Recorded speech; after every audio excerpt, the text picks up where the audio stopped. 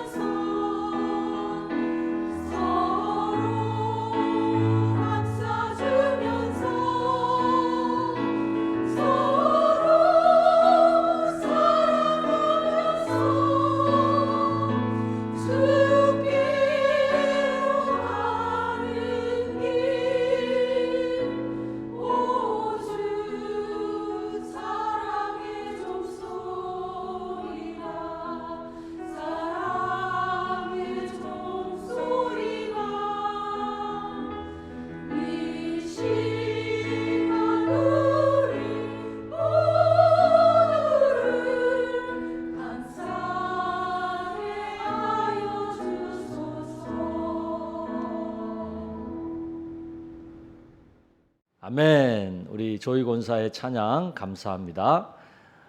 우리 찬양하면서 또 8월을 시작하면서 먼저 하나님 앞에 감사 예물을 올려드리는 봉헌의 시간을 갖도록 하겠습니다.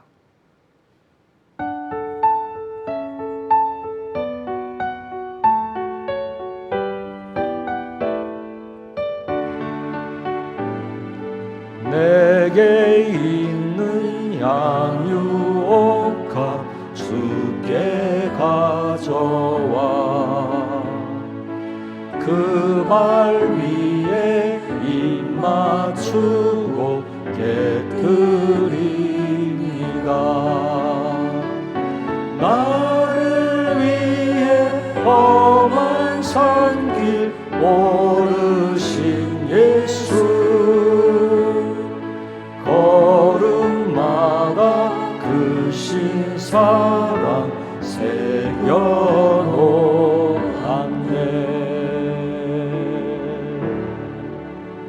우리 기도하시겠습니다. 사랑의 아버지 하나님, 8월 또 주님 손 붙들고 시작합니다.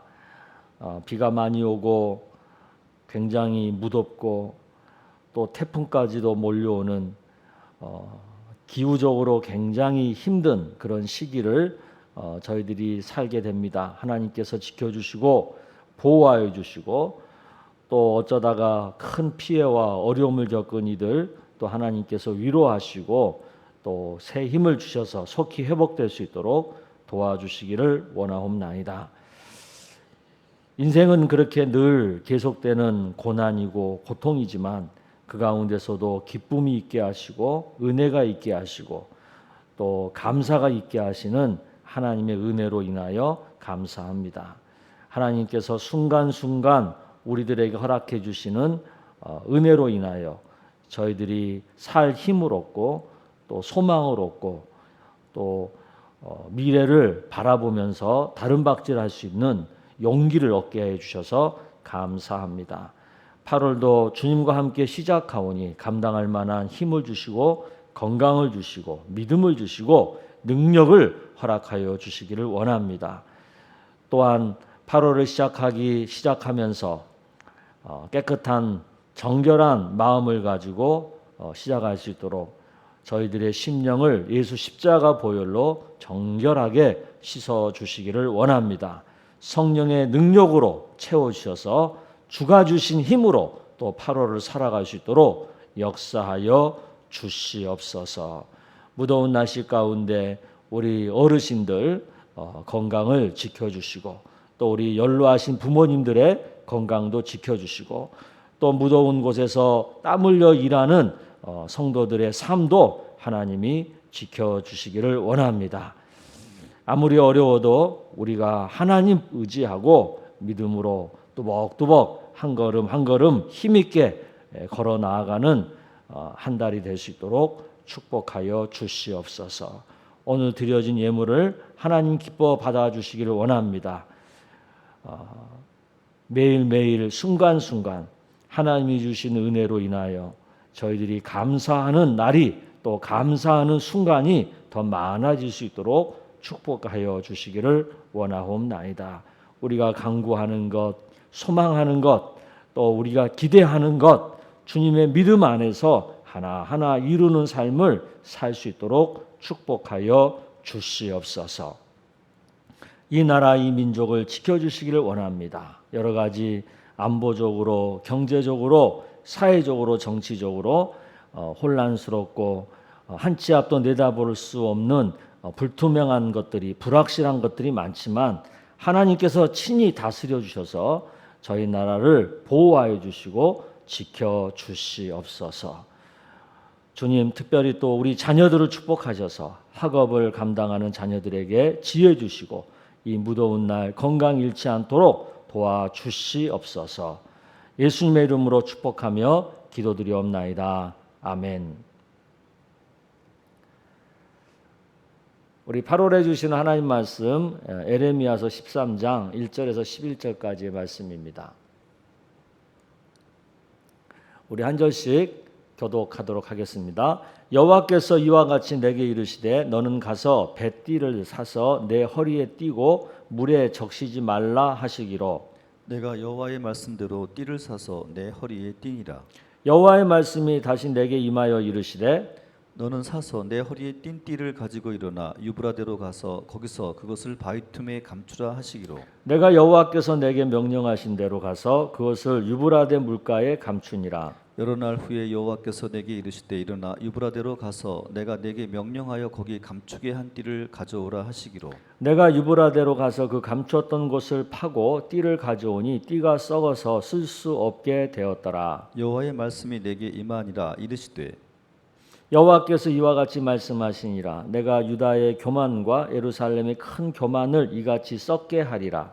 이 악한 백성이 내 말 듣기를 거절하고 그 마음에 완악한 대로 행하며 다른 신들을 따라 그를 섬기며 그에게 절하니 그들이 이 띠가 쓸 수 없음 같이 되리라. 여호와의 말씀이니라. 띠가 사람의 허리에 속한 같이 내가 이스라엘 온 집과 유다 온 집으로 내게 속하게 하여 그들로 내 백성이 되게 하며 내 이름과 명예와 영광이 되게 하려 하였으나 그들이 듣지 아니하였느니라. 아멘. 7월, 8월 우리는 에레미야서 말씀을 묵상하고 있습니다.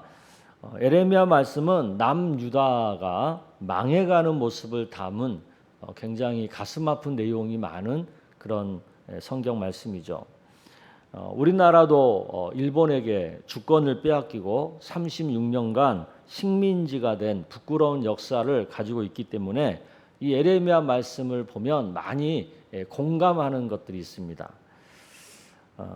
우리가 그렇잖아요. 다른 사람이 성공한 사례를 통해서 나도 성공하는 법을 배우려고 애쓰잖아요. 또 반대로 우리는 다른 사람이 실패하고 넘어진 것들을 보면서 실패하지 않는 그런 법을 또한 우리가 깨닫게 되는 경우가 많이 있습니다. 그런 면에서 본다면 에레미야 말씀은 남유다가 실패한 사례를 통해서 우리가 실패하지 않는 법을 배울 수 있는 굉장히 좋은 말씀이라고 생각할 수 있습니다. 오늘 본문은 천으로 만든 허리띠를 예화로 삼아서 비유로 삼아서 남유다가 무엇에 실패했는지를 보여주는 그런 말씀이죠. 이스라엘 백성들의 복장에 옷에 보면은 허리띠가 있거든요. 속옷과 겉옷을 입고 이제 허리띠를 딱 이렇게 묶잖아요. 근데 이 이스라엘 백성들에게서 이 허리띠는 굉장히 독특한 의미들이 몇 가지가 있어요. 첫째 의미는 만반의 준비를 한다는 의미가 있어요. 허리를 동이고 이런 표현들 있잖아요. 출애굽기 12장 11절에 보면 만반의 준비를 의미하는 얘기가 있죠. 한번 읽어볼까요? 시작. 너희는 그것을 이렇게 먹을지니 허리에 띠를 띠고 발에 신을 신고 손에 지팡이를 잡고 급히 먹으라. 이것이 여호와의 유월절이니라. 그러니까 이스라엘 백성들이 이제 그 애굽을 탈출할 수 있는 만반의 준비를 미리 해라 하는 의미에서 허리에 띠를 띠고 이런 표현을 쓴 거예요. 그러니까 만반의 준비를 한다는 의미가 있어요. 허리띠는. 또 두 번째 의미는 싸움을 위해서 전투를 위해서 무장을 한다는 의미가 있습니다. 사무엘하 20장 8절의 말씀인데 한번 읽어볼까요? 시작. 기브온 큰 바위 곁에 이름에 아마사가 맞으러 오니 그때 요압이 군복을 입고 띠를 띠고 칼집에 꽂은 칼을 허리에 맸는데 그가 나아갈 때 칼이 빠져 떨어졌더라. 예, 여기에 띠를 띠고가 바로 허리띠를 묶는 거예요. 이게 이제 전투를 위해서 싸움을 위해서 무장한다는 그런 의미입니다. 세 번째 의미가 또 있어요. 권위를 넘겨준다는 의미입니다. 권위를 위임한다 그런 의미가 있는데 출애굽기 29장 9절에 보면 아론과 그의 아들들에게 띠를 띄우며 이게 띠를 띄운다는 게 허리띠를 묶게 한다는 거예요. 그러니까 아론과 그의 아들 제사장들이죠. 제사장들에게 권위, 영적 권위를 준다는 의미로 허리띠를 띄운다라는 그런 표현을 쓴 거예요. 또 이사야서 22장 21절에 보면 내 옷을 그에게 입히며 내 띠를 그에게 띄워 힘있게 하고, 이것은 이제 왕한테 왕권을 주면서 허리띠를 묶어주고 그 왕적 권위를 이렇게 위임한다라는 표현이에요. 그러니까 이 허리띠라고 하는 말에는 만반의 준비를 해야 된다.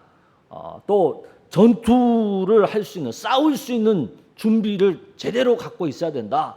그리고 싸움에 나갈 수 있는, 또 적을 물리칠 수 있는 특별한 어떤 권한과 힘을 주신다라는 그런 복합적인 의미를 갖고 있는 거죠.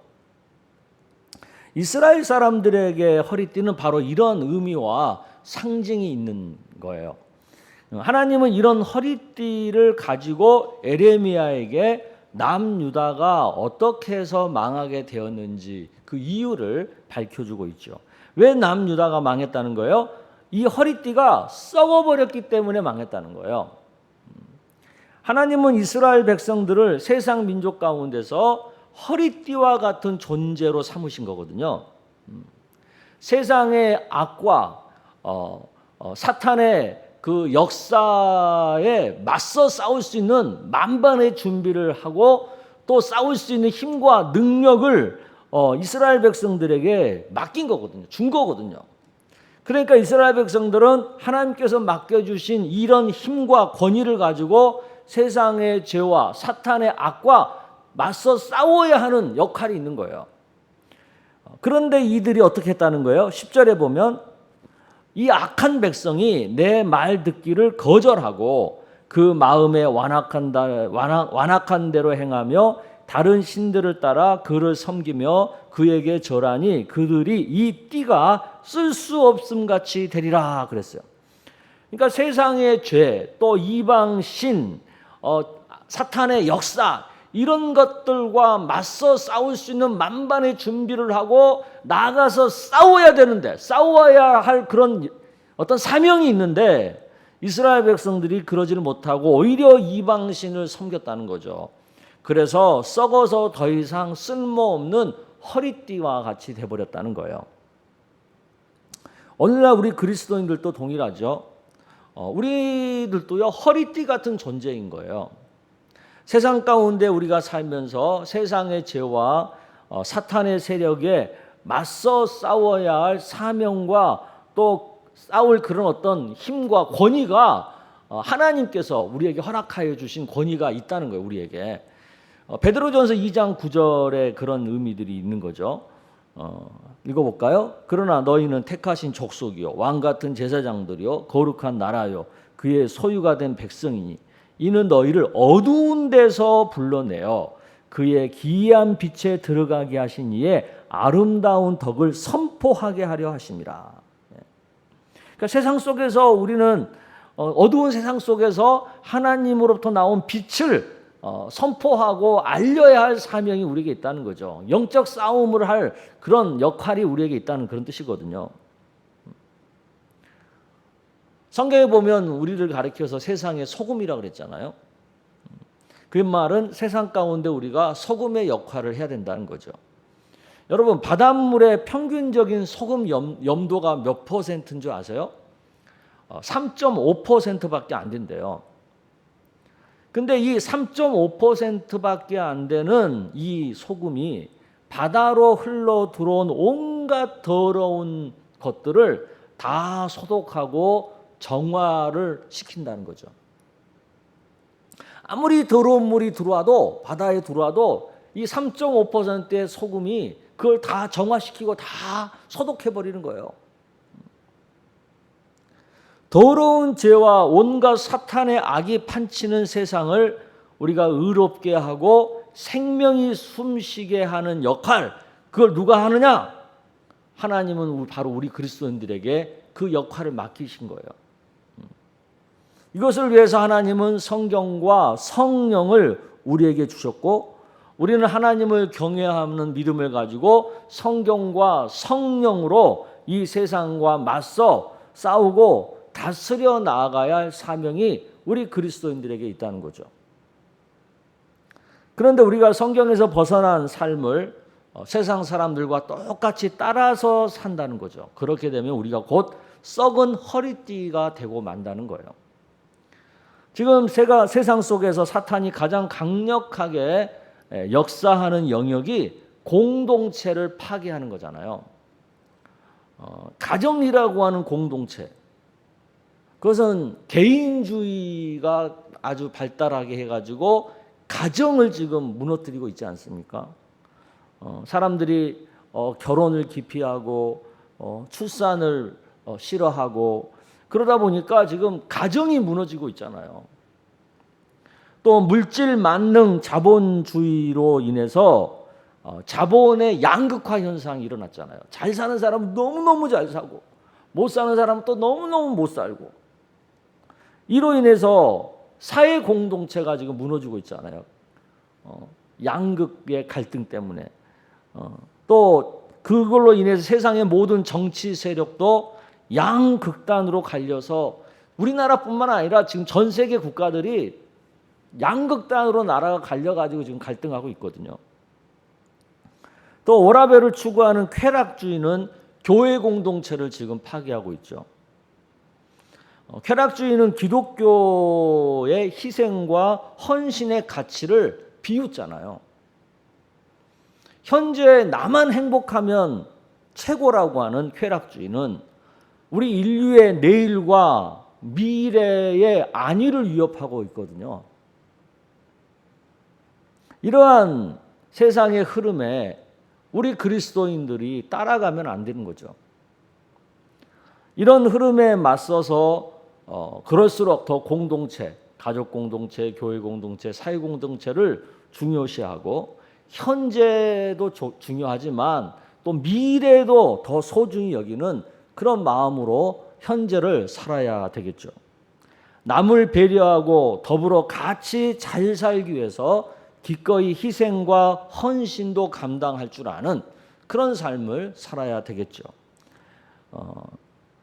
그렇게 사는 그리스도인이 3.5%만 있어도 이 세상은 살만해지는 거예요.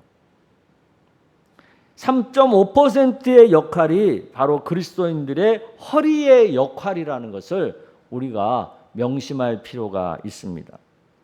이 허리띠가 썩지 않도록 이 허리띠를 풀지 말고 단단히 묶고 사는 우리 모두가 되기를 축복합니다. 얼마 전에 신림동에서 굉장히 불행한 안타까운 일이 있었잖아요.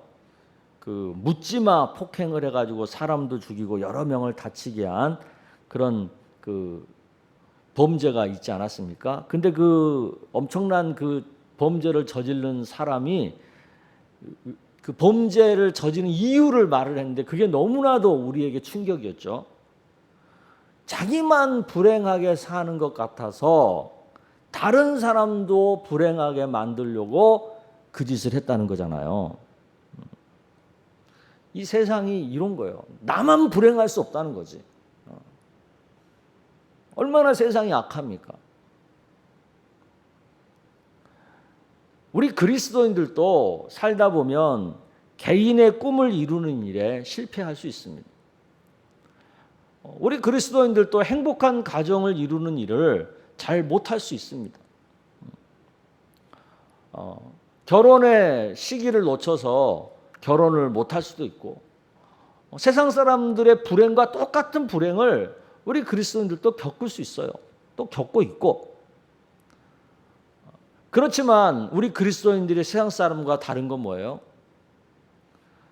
나도 불행하지만, 나도 힘이 들지만 그렇다고 해서 다른 사람의 성공과 행복을 시기하거나 질투하거나 방해하지는 않잖아요. 비록 나는 실패했어도 다른 사람의 성공을 기원하고 그가 잘 되기를 축복하는 것이 우리 그리스도인들의 마음이잖아요. 나는 어쩌다 보니까 결혼을 못한 거죠. 그렇지만 다음 세대의 문제가 심각하다는 것을 깨닫고 믿음 안에서 그 다음 세대가 잘 되기를 기도하고 축복하는 마음을 갖는 것이 우리 그리스도인들의 마음 아니겠어요? 바로 이것이 허리띠의 역할을 잘 감당하는 그리스도인의 모습인 거죠. 바로 3.5%의 소금과 역할을 감당하는 우리 그리스도인들의 삶인 거죠. 바라기는 지금 우리가 사는 이 세상은 이 허리띠가 너무나도 절실한 3.5%의 소금기가 너무나도 소중한 그런 시대에 우리가 살고 있습니다. 그 역할을 바로 우리 예수 믿는 그리스도인들이 해야 되는 거예요. 우리는 세상 사람들이 가는 그 길을 똑같이 가려고 하지 말고 성경과 성령에 사로잡혀서 하나님의 뜻에 따라서 살아가기로 결정하고 그 길을 담대히 가는, 용기 있게 가는 우리 모두가 다 되기를 주의 이름으로 축복합니다. 아멘. 이 시간에는 8월 중에 생일을 맞으신 성도님들을 축복하는 시간입니다. 8월 달에 생일자가 총 91명이네요. 91명.